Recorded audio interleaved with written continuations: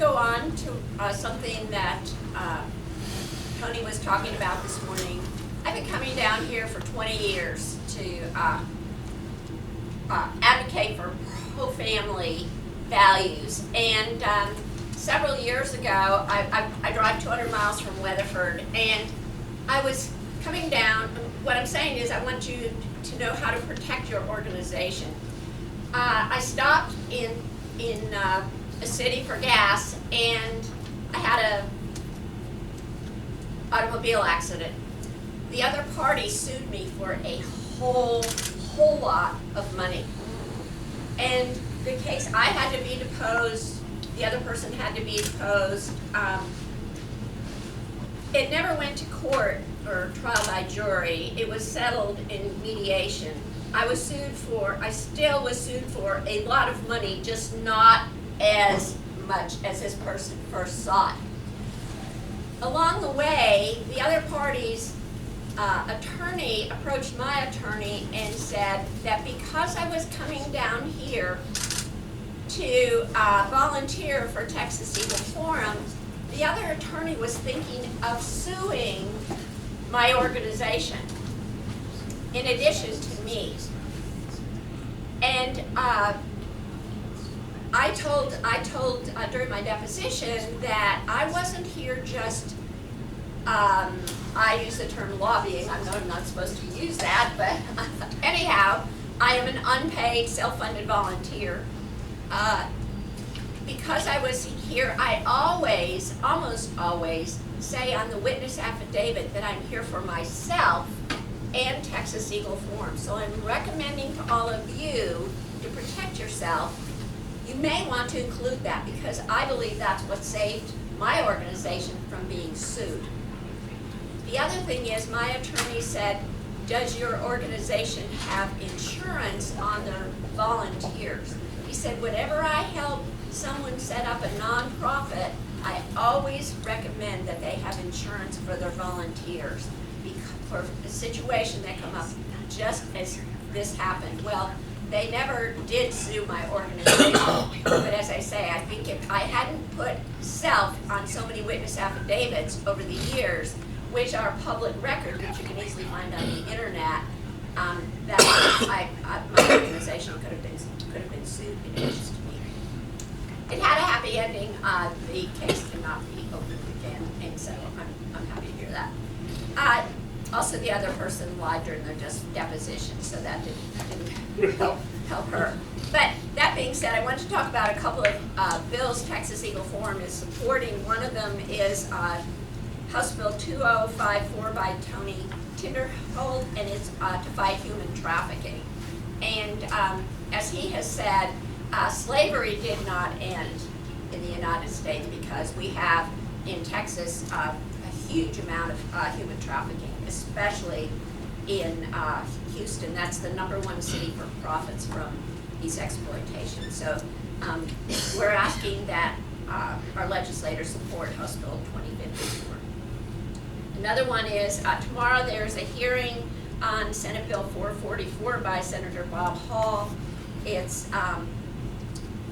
It's on eminent domain, and this would take away the authority that corporations have to take public or private property for their corporate gain. And this is tomorrow at 8 a.m. And if you'll ask your senators to support House Bill or Senate Bill 444. Texas Eagle Fourm testified against Sarah Martinez Tucker, who has been nominated by Governor Abbott for UT, University of Texas Regent.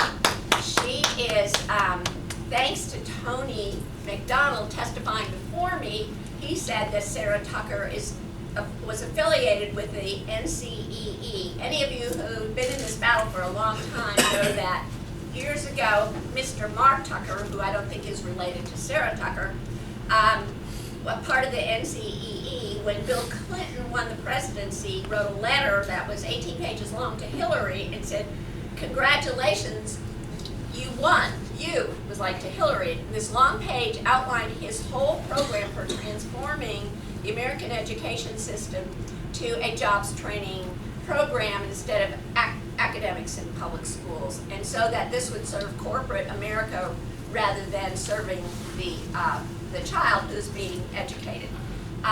Mark Tucker has not gone away. He's affiliated and has promoted Common Core, the national standards for education. And Sarah Tucker served as recently as 2012 as on the commission for the National Center for Education and the Economy, the NCEE. And also Sarah Tucker wrote an article for U.S. News and World Report a year ago stating how wonderful Common Core was, and not if we support and promote and implement Common Core, but when.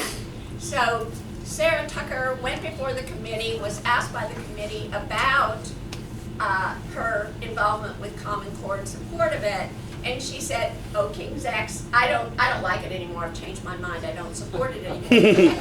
Texas Eagle Fourm's question is, had she not been tagged for UT Regent, would she have renounced her support for Common Core? And she also promised Van Taylor, who's vice chair of the Senate Nominations Committee, during the hearing, when he asked, "Will you promise me you will not implement Common Core if you're confirmed as UT Regent?" And she said she promised him she would not. However, the cap on charter schools does not affect universities, and the UT could, as Tony pointed out earlier this morning, to me, they could set up a charter school in every county in Texas if they wanted to. Well, they've got a bill to do that. Thank you. They've got a bill. Right now, they can do it in any county where they have a school. Okay. So Travis or, go to Tyler or wherever there'd be UT system school that could do one. This would change if they could do it anywhere. Thank you for clarifying that. Even though Governor then Governor Perry, rejected the race to the top funds from the federal government that would have required states to implement the Common Core, and we have passed legislation that Common Core is illegal in Texas. Obama put another carrot out there to the states by saying that individual school districts can apply for race to the top funds. So some schools, including charter schools in Texas, have applied for and received those race to the top funds. So they can implement Common Core here in Texas. So if we had all these charter schools, if UT started charter schools, then they could apply for race to the top funds and implement Common Core in their schools. So Sarah Tucker should not be confirmed by the Senate. She was voted out of committee, so now it'll go to the Senate floor to vote on her confirmation. So we're opposing her confirmation. Thanks, Mary-Lynn. I would note that the